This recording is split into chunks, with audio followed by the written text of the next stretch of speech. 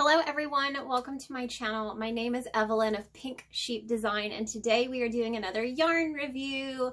I am super excited to finally get to review Premier's Chunky Cotton. So this is a 6-weight cotton yarn, which is pretty hard to find if you are actually out trying to seek out chunky, super bulky, that 6-weight category cotton yarn. So I did want to show you what I actually already made with this yarn. So this is my Summer Breeze cardigan pattern that you can find in my Etsy shop. And this is holding the yarn, Chunky Cotton, single-stranded. So as you can see, you actually have quite a bit of drape for this. You use a 14mm hook for this yarn, for this pattern in particular. Get that situated, there we go. But it is a very, very soft yarn. I wouldn't say necessarily super breathable if you're out in really hot weather, just because it is a thicker stitch. So, I mean, you can't even really see through that. This is single crochet ribbing, but very, very soft. So we are going to take a look at the details of this yarn and make a couple swatches and see what we think. All right, we are going to jump right in with this Premier Chunky Cotton. So here are the details. You're going to get 50 yards per skein. It's 100% cotton, which again, super difficult to find in this super bulky category. Premier's great. They've always got this, I mean, I'm pretty sure almost always they've got this tested and approved. It's good quality yarn. I've been a big fan of Premier. So you can see here, super bulky. It calls for a recommended 6.5mm crochet hook. It says you can machine, wash, and lay flat to dry. I have not washed my cardigan yet. That is the only thing I cannot speak to yet. And it's got the instructions for pulling the yarn, and that's pretty much it there. So there we go. From first glance, you can see it is a softball style yarn, which means you've got this fiber down the middle, and it is held in place by one strand that wraps around that fiber. All right, so this is the kind of yarn that's going to get a little fuzzy as you start to wear it, because you've pretty much just got this roving yarn running wild and free inside that one strand. I did not have any issues with that strand breaking while I was working with it, which is great. I feel like sometimes that can happen and that can be frustrating, and you pretty much just have to knot, you know, if this middle strand snaps, you're most likely going to have to cut that and tie it together and create a knot there, just to make sure that your roving yarn does not pull apart. Okay, so since this yarn called for a 6.5mm hook, I'm going to use this 7mm hook to do our swatch. But I will tell you, if you are going to be making something like a wearable, like the cardigan that I showed you in the beginning of this video, you're not going to want to use something as small as a 7mm hook. We're going to use this just to create the gauge swatch, since that's what it calls for. But you're not going to get a lot of drapiness to that if you're using such a small hook. So if you want more drape, the cardigan that I used, that I created, I used a 14mm hook, and I'll actually show you that size hook once we get done with this swatch, so that you can see the difference there in size. All right, so let's make a quick swatch and see, and you can feel the texture. It's actually really nice because of that bumpy feel. This is not a thick and thin yarn. It is the same size throughout, but it does have that nice bumped texture, which to me feels really nice. I have not used this small of a hook with this yarn yet, so I'm interested to see if I struggle with it at all.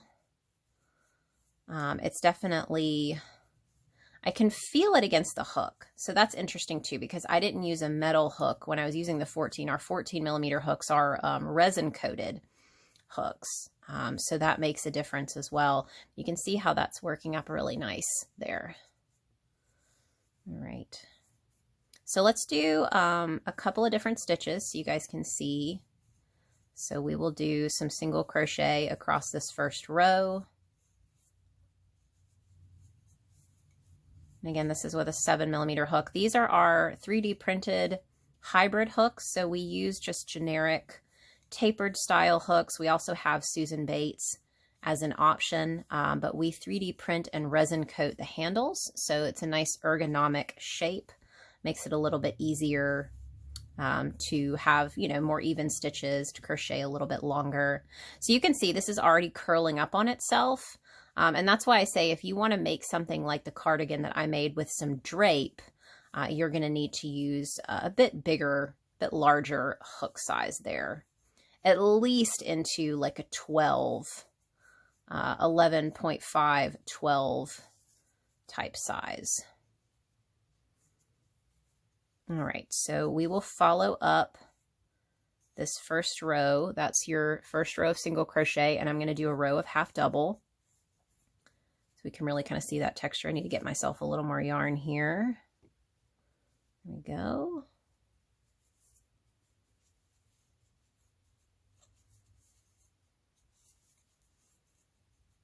All right.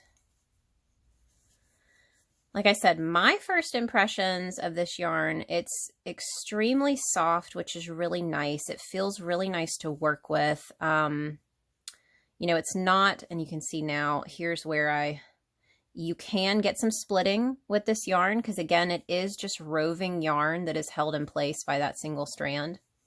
But I will tell you, again, if you use a larger hook, you're going to have less of that issue, because you're not trying to get your hook into those much smaller spaces, if that makes sense. There we go. Now, some people like to lean towards cotton in the summer. So if you are outside crocheting, I wouldn't recommend this kind of cotton to be outside crocheting, because it's still, because it's that roving style. If my hands were sweaty right now, this would not be an enjoyable experience. So I would definitely stick with like the lighter weight cottons, or this style. Let's see, so this is not a cotton blend, but this style of yarn, if you're out, so more of a chainette style yarn, you don't have as much to actually kind of like try to stick to you like the roving style yarn. All right, so this is what we're looking like using a hook that's similar to what they recommend on the label. So you're going to get a pretty tight stitch there. You know, that might be great for like a bag for sure, because that way you don't have the holes for things to fall through. I mean, that's actually very difficult to see through those stitches, even at a 7. So if you were working a bag up, that would work up pretty quick compared to trying to make a bag with like a worsted weight style yarn. I am going to run and grab a 14mm hook so you guys can see that difference. All right, I am back with my 14mm hook, so I can show you guys the difference there. We are going to go ahead and frog this back, because that would be a nightmare trying to work into those stitches with a 14mm hook. And I will say this frogs back, it's a little iffy when you're frogging it back. I do like to show this because some yarns are harder than others to actually frog. But my advice is to pull from different angles. So if you get stuck and it's not wanting to move like this, then you can pull from a different angle. And usually that will loosen it up. You don't want to tear this yarn out, because again, it's just going to immediately start to create some of that fuzz. So you want to be gentle if you're having to frog these projects back. And like I said, again, work it at different angles, and that tends to help if you get stuck. Okay, so let's do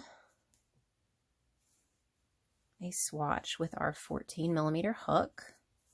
Again, this is the size that I use for my Summer Breeze cardigan. And again, if you can't find a 14mm hook, I think we're actually the only people that make them right now that we have found. These are available in our Etsy shop. We 3D print and resin coat these, so they're nice and smooth. You can find, some people make a 13mm hook, and then you could jump to a 15mm hook. It's not a huge difference, but you can find the 14s in our shop.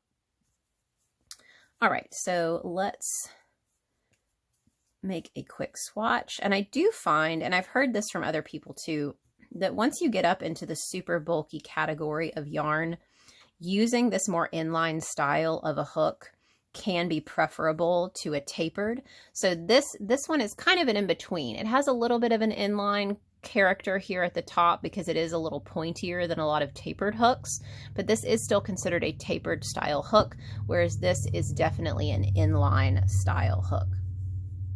So we're going to work the same series of stitches. We're going to start off with some single crochet, and as you can see, I am having no issues with the yarn getting split or, you know, getting caught up trying to get pulled through the other stitches.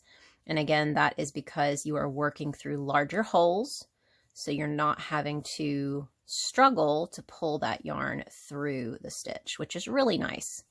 And one of the reasons why I love working with super bulky yarn and large hooks. You have less tangles, you have less splitting, you just have less of a headache, in my humble opinion.